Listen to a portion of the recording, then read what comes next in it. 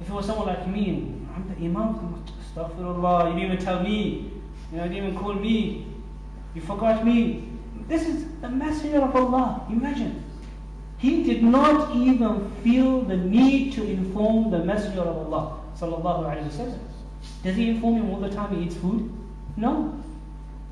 Even though it's a once in a lifetime, but still it's an easy thing. It's something that we need to try to make it as simple, especially abstain from sins. The intermingling of the genders in an unlawful manner, where dancing takes place, people are dressed in inappropriate ways, inappropriate manners, unlawful haram music is played, and there's just all the sins you can think of, rather than the two people who are marrying, another 20 people are getting married.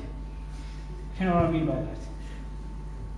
These two are marrying, and everybody else comes to check out all the girls and boys in a marriage ceremony. You ask the young people, why do they go to marriages? To check out the girls, and the girls to check out the boys.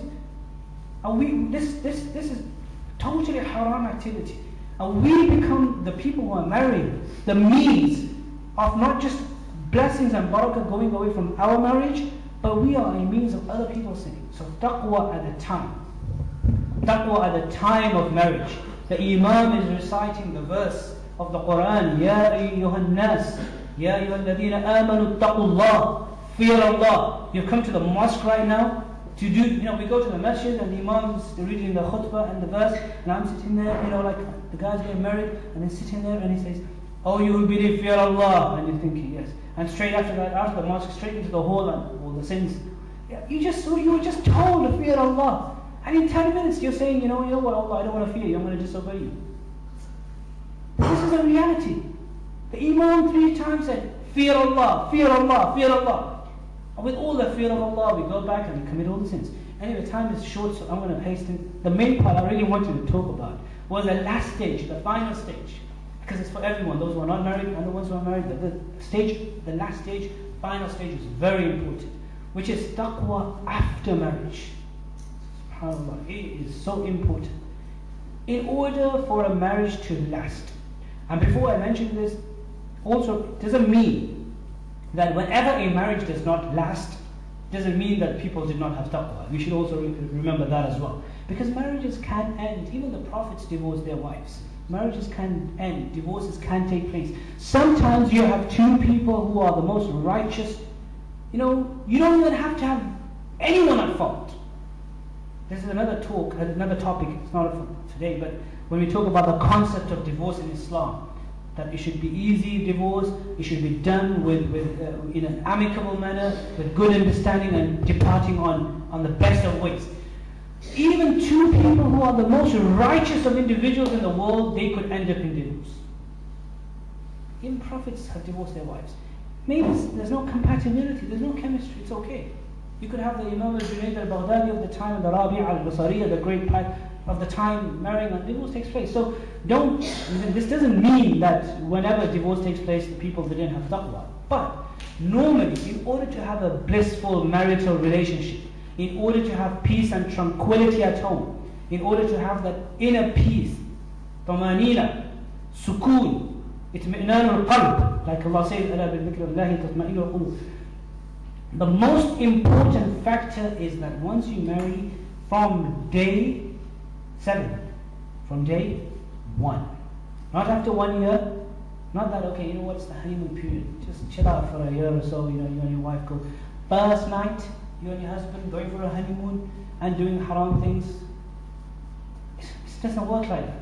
From day 1, post-marriage starts, the moment you said in the mosque, you did the ijab and qabul, the offer and acceptance. The woman did the offer and the man said, qabiltuha, tazawwajtuha, nakahtuha. From that moment onwards, that day, and then the first night, and then the second day, and the second night, and the third day, and the third night, until death do you part. But death will do your part just for maybe just a short period, and then you're back together again in the next life, inshallah. But taqwa, the fear of Allah, God consciousness.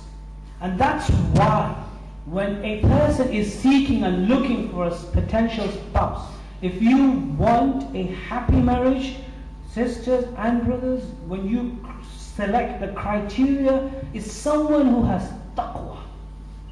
When you're looking for a sister to get married to, somebody who's not married here, okay, search for a sister who has the first and foremost the attribute of taqwa. Sisters as well, when you're searching and looking for a brother to get married to, the first attribute you need to consider is taqwa, the fear of Allah. Because only taqwa, and especially the person is being reminded after marriage. Because now, it's difficult. Until now, you were living as a bachelor. You were living on your own. There were no responsibilities. There were no duties. You could just come home anytime you want, more or less. You could do whatever you want anytime. You're not attached. You could do whatever. You're just, as I say, young, free, and single. But you are free. Now it's difficult. And the only way you will able to survive that difficulty is with the fear of Allah, taqwa. It's difficult. Your wife might say something, you might not like it. But you think, you know what, Allah, I need to fear Allah. I don't want to talk back. The wife as well, she thinks, before, talking away, she thinks every word. That's why the definition, what did I say? Every word that comes out from the mouth, you know what, Allah will ask me.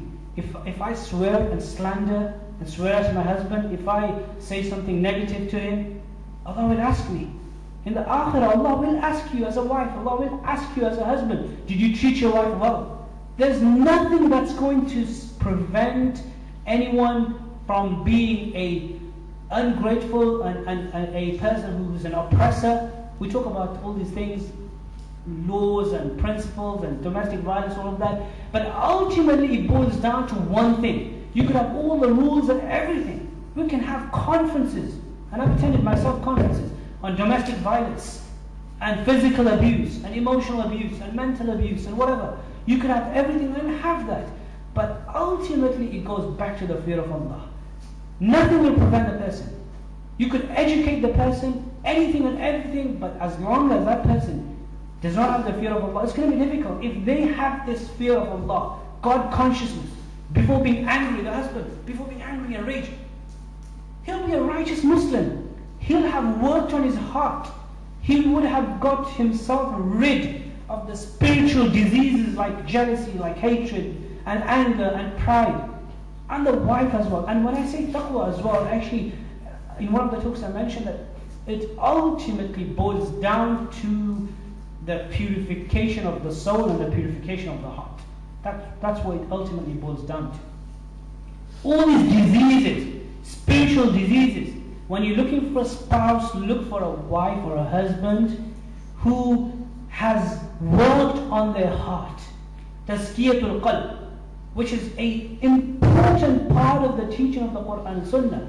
قَدْ أَفْلَحَ مَنْ زَكَّاهَا وَقَدْ خَابَ مَنْ دَسَّاهَا.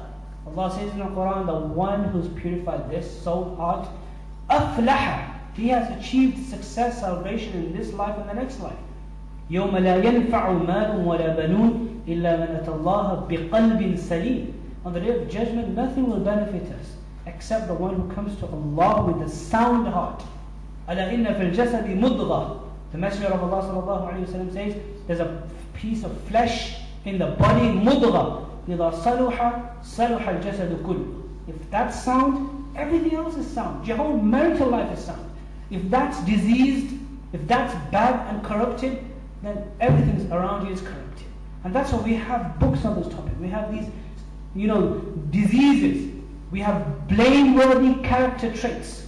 The spiritual diseases considered to be the radha'il. We have the fada'il and we have the radha'il. The radha'il, jam'u radhilati, the plural of the word radhila, which means a spiritual disease. It's a blameworthy character trait. Like anger, like jealousy, like vanity, like ostentation, showing off, like hatred and enmity and love of the dunya, love of the world. Someone who's worked on these things. In order to get taqwa, you need to work on these things. Before marriage, when you find a wife, for example, right, who has the disease of jealousy,